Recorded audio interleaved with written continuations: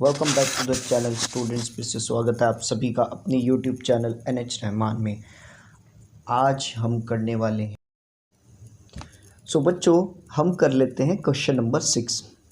अब question number 6 में हमें ये बोला है कि 7 इंटू 11 इंटू 13 प्लस 13, एक तो नंबर ये है और दूसरा नंबर है हमारे पास 7 into 6 into 5 into 4 into 3 into 2 into 1 plus 5। और ये पूछ रहे हैं ये दोनों नंबर क्या कंपोजिट नंबर हैं। अब आप लोग सोच रहे होंगे ये कंपोजिट नंबर क्या है। भाई नेचुरल भी पढ़ा सुना है, होल भी सुना है, इंटीजर भी सुना है। अब ये कंपोजिट कौन से नंबर आ गए। तो कंपोजिट नंबर क्या होते हैं, तो घबराइए मत, मैं हूँ आपको बताने के लिए। अब कंपोजिट नंबर वो नंबर होते हैं जिनके फैक्टर्स सेम आते हैं। जैसे फॉर एग्ज़ाम्पल हमने प्रीवियसली 26 और 91 का HCF किया था। तो जब हमने उनका HCF किया था तो उनका कॉमन फैक्टर जो है वो 13 आ रहा था बच्चों उनका HCF में। तो ये दोनों कंपोजिट नंबर बन सकते हैं। भाई ये दोनों कंपोजिट नंबर इसलिए बोले जाएंगे क्योंकि ये दोनों 13 नंबर से डिवाइड हो सकते हैं। ठीक है ना, क्लियर हुई ना। तो अब हम पहला वाला नंबर ले लेते हैं 7 इंटू 11 इंटू 13 प्लस 13। अब मैं ये देख रहा हूँ कि यहाँ पर 13 दो जगह है। अब हम यहाँ से कॉमन ले सकते हैं 13 को, तो मैं इसको कॉमन ले लेता हूँ। अब बच्चों 7 इंटू 11 कितना होता है, 7 इंटू 11 होता है 77 और प्लस 1 किया तो 78। तो 13 इंटू 78 ये एक मेरे पास वैल्यू आ गई। मैं इसको आगे कर नहीं रहा हूँ जानबूझ के। अच्छा फिर भी आपको एक चीज़ और बता देता हूँ कि 78 जो होता है वो 13 के टेबल में आता है ना। तो यहाँ पे मैं 13 6 78 लिख सकता हूँ और छोड़ सकता हूँ कुछ देर के लिए अपने लिए।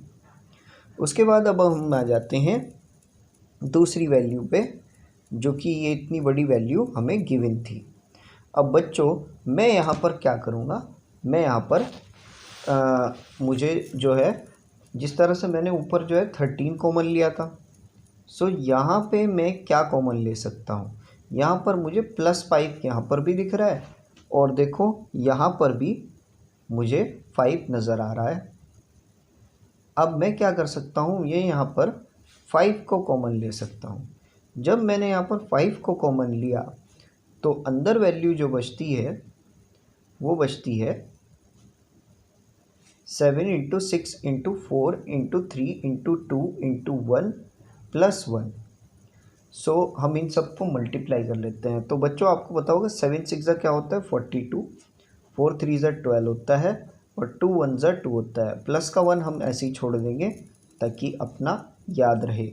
आगे करते हैं तो 2 इंटू 12 वो होता है 24 और 42 अपने आप ही रहेगा क्योंकि अभी हमें 42 और 24 की भी मल्टीप्लिकेशन करनी है। सो इन सब की मल्टीप्लाई करने के बाद आपका आंसर आएगा 1009। और 1009 एक खुद में ही एक प्राइम फैक्टराइजेशन नंबर है। देखो मैंने क्या किया था, इन सब की मल्टीप्लाई की थी तो 1008 आ रहा था और ये +1 किया तो 1009 और 1009 एक प्राइम फैक्टराइजेशन नंबर है। और मैं इसको ऐसे ही छोड़ देता हूँ 5 इंटू 1009 छोड़ दिया कुछ देर के लिए। सो बच्चों मेरे पास एक तरह से दोनों नंबर्स के फैक्टर्स नज़र आ रहे हैं। हमें नहीं पता वैसे पूरा नंबर ये कितना है, ना ही इसका पता, लेकिन फिर भी मैं बता देता हूँ आपको। अगर आप इस पूरे नंबर की मल्टीप्लाई करोगे तो आपके पास 1014 आएगा और यहाँ नीचे वाले नंबर की मल्टीप्लाई अगर आप 5 से करोगे तो ये आएगा 5045। अब बच्चों हम लोग अगर यहाँ पे इसको मतलब पूरा मल्टीप्लिकेशन प्रोडक्ट ना रखते हुए हम इसके फैक्टर्स को रख देते हैं तो क्या ये डिवाइड हो रहे हैं, क्या ये इनमें कोई कॉमन नंबर आ रहा है। इनमें कोई कॉमन नंबर नहीं आ रहा है तो हम लोग बोल सकते हैं hence they are not a composite number.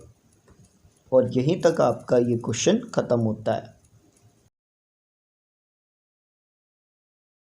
सो बच्चों यहाँ तक अगर आपने वीडियो देख ली है तो thank you very much, thank you for watching this video, hope so you like this video.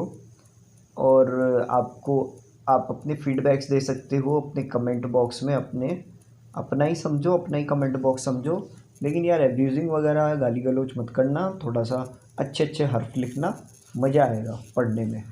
तो जितने भी स्टूडेंट्स हैं आप अपना फीडबैक दे सकते हो, हमारी वीडियोस आपको कैसी लगती हैं, मज़ा कैसा आता है और सब कुछ, ताकि हम अगर उसमें आपकी पढ़ी हुई कमेंट्स के अगर कोई भी प्रॉब्लम हम देखते हैं तो उसको हम आगे इम्प्रूव कर पाएँ। इसके अलावा आपको मैं कहना चाहूँगा कि इस वीडियो को लाइक कमेंट शेयर ज़रूर करें, नए हों तो चैनल को सब्सक्राइब करें। Thanks for watching this video, thank you very much.